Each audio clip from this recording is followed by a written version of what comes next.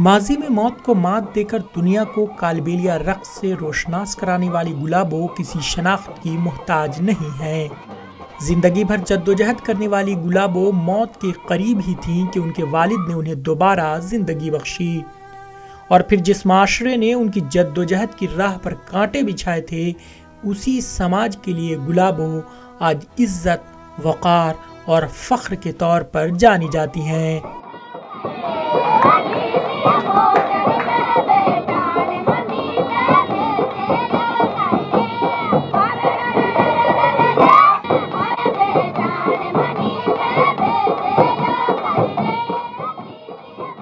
हम उस रक्कासा की बात कर रहे हैं जिसको वालिद ने गुलाब नाम दिया। सरकारी मुलाजमीन ने उसे गुलाबी कहा और हरियाणा जाने के बाद वह गुलाबो सपेरन बन गई।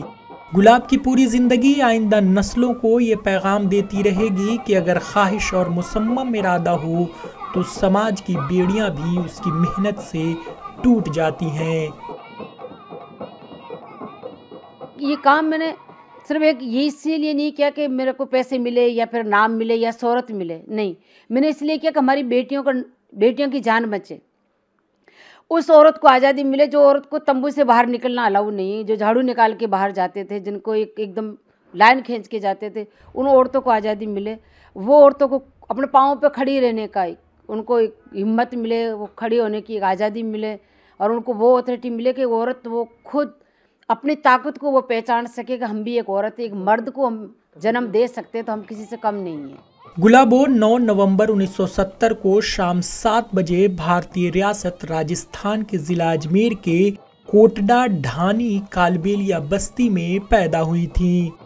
गुलाबो की पैदाइश दिवाली धनतेरस के दिन होने की वजह से उनका नाम धनवंतरी रखा गया था।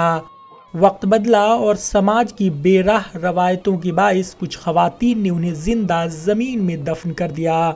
लेकिन जैसे ही इस बात की खबर माँ को मिली, माँ ने अपनी बहन के साथ मिलकर 5 घंटे के बाद गुलाबो को जमीन के अंदर से बाहर निकाला और दोबारा एक नई जिंदगी बख्शी।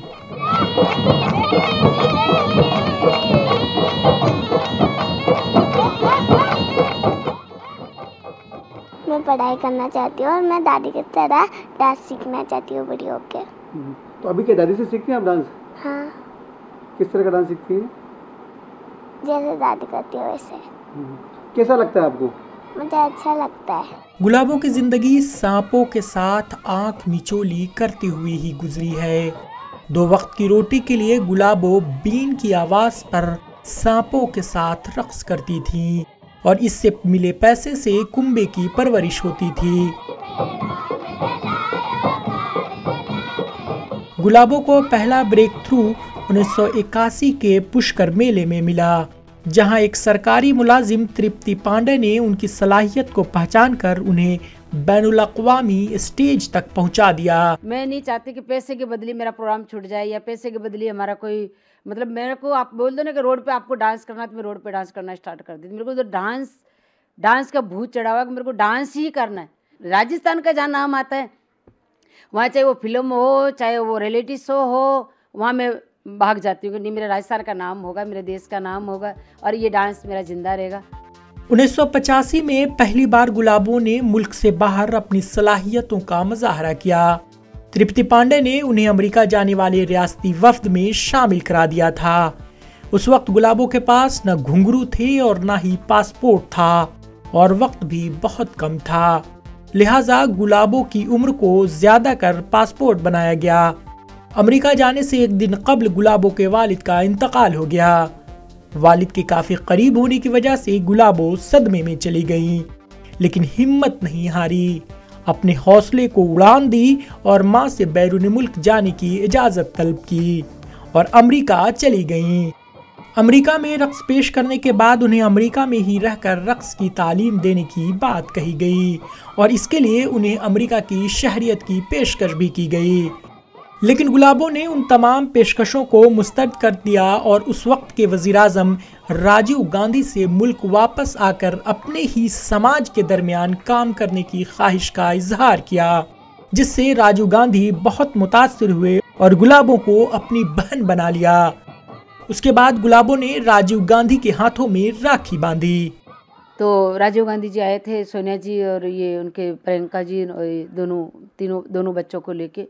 तो वो मेरे सिर पर हाथ रखा कि बोला हमने सुना कि आपके आने से 1 रोज़ पहले आपके पापा नहीं रहे बेटा। मैंने कहा हाँ, तो बोले मैं पापा की जगह तो नहीं ले सकता। मैंने कहा कोई बात नहीं, था भाई तो बन नहीं सकते मेरे बड़े भाई। तो मैंने मेरे इसमें से एक रिबन निकाल के उनका हाथ की राखी बांधी। भारत के सबसे बड़े रियलिटी शो बिग बॉस में गुलाबों ने बॉलीवुड की मशहूर शख्सियात के साथ भी परफॉर्म किया है।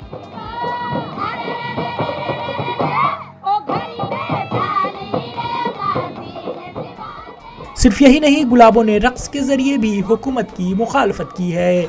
गुलाबों ने जयपुर की सड़कों पर 15 किलोमीटर रक्स कर अपना एहतजाज दर्ज कराया था, जिसके बाद हुकूमत को झुकना पड़ा और फनकारों के मुतालबात को कबूल करना पड़ा था।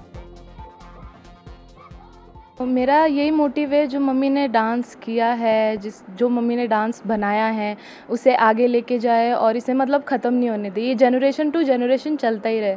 मतलब ये है कि मम्मी का नाम कभी ख़त्म नहीं होना चाहिए इस डांस के साथ।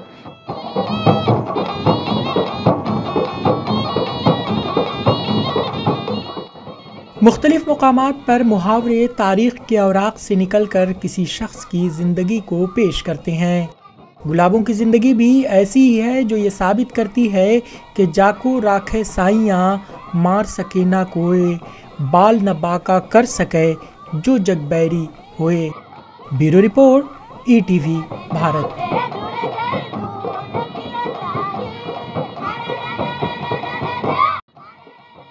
24 घंटे खबर लगातार देखने और पढ़ने के लिए डाउनलोड करें ETV भारत ऐप।